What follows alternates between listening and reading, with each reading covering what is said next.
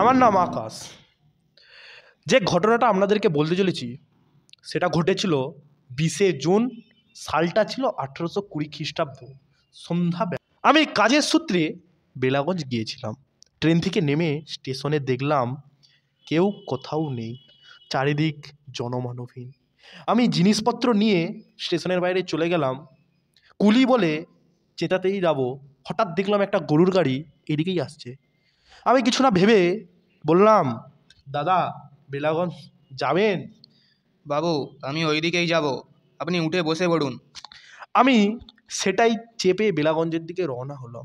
দুধারে রাশি রাশি জমি আর তার মাঝে একটা সরু সংকীর্ণ রাস্তা। কিছু দূর এগোতেই দেখলাম একটা বাঁশ দিয়ে তৈরি সরু জীর্ণ সেতু।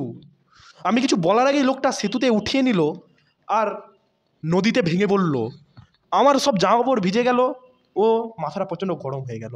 আমি জল থেকে উঠে বললাম, আপনার কি কোনো কাণ্ডজ্ঞান নেই? অন্য রাস্তা দিয়েও তো আনতে পারেন। হঠাৎ আমার চোখ পড়ল নদীর ওপারে থাকা একটা বস্তুর ওপর, যেটা চাঁদের আলোয় চকচক করছে। আমি ওই দিকেই আমার জিনিসপত্র নিয়ে যাচ্ছিলাম, তখন লোকটা হঠাৎ একটু বলে উঠল, বাবু, রাত্রি বেড়েছে, ওদিকে না যাওয়াই ভালো। আমি আর কথা বললাম না, রাগের মাথায় ওই দিকেই চলে গেলাম। নদীর ওই পারে যেতেই দেখলাম সেখানে একটা বোর্ডে লেখা আছে কুসুমতলা। আমি ভাবলাম যে ওই পাশে কোনো গ্রাম হবে, কারণ নদীর চরের কিছু জামা কাপড় মেলা ছিল। যেতেই দেখলাম একটা লোক মাঝরাতে কোদাল নিয়ে মাটি কোপাচ্ছে। তাকে গিয়ে জিজ্ঞেস করলাম, দাদা আজ রাতটুকু আমায় আশ্রয় দেবেন? তাহলে খুব উপকার হয়। সে আমার দিকে তাকিয়ে কিছু না বলে নিজের কাজ করতে লাগলো। আমি তাকে আবার জিজ্ঞেস করলুম, এই রাতে এখানে কি করছেন? সে কিছু বলল না। ও কিছুক্ষণ পর আমায় বলল, আপনি আমাদের অতিথি হন, আপনাকে না রাখলে আমরা পারি নাকি? আমি একটু খুশি হয়ে গেলাম। ও আমার জন্য তার একটি ঘরে বিছানাও পেতে দিল। তারা আমাকে বলল, দাদা খেয়ে নেমে আসুন। আমি বললাম, না না, আশ্রয় দিয়েছেন এটাই যথেষ্ট।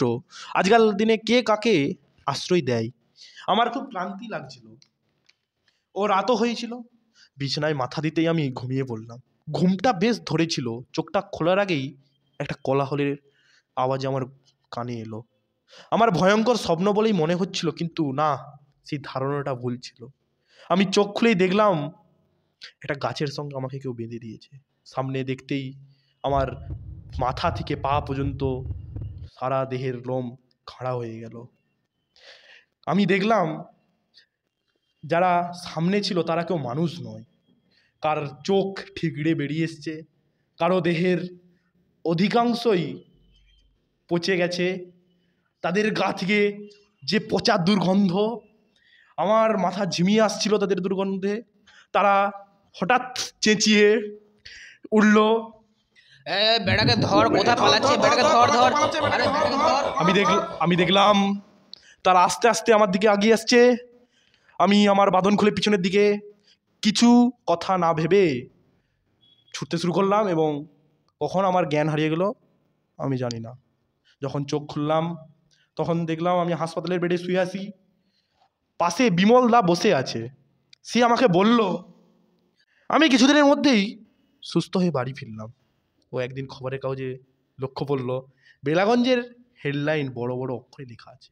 আমি দেখলাম কাগজে লেখা আছে যে বেলাগঞ্জের পাশে কুসুমতলা গ্রামে এক মহামারী রোগে গ্রামের সব লোক বিনা চিকিৎসায় বিনা ওষুধে মারা গিয়েছিল।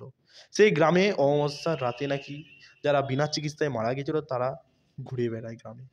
আমি এবারে বুঝলাম যে যে দিন আমি গিয়েছিলাম সেটা ছিল অমাবস্যার রাত। ঘড়িতে বেজেছিল 12:30। আমার ভাগ্য খুব ভালো ছিল, সেই রাতে এক প্রেত গ্রামের খপ্পর থেকে আমি বেঁচে ফিরে এসেছিলাম। সেই দিনের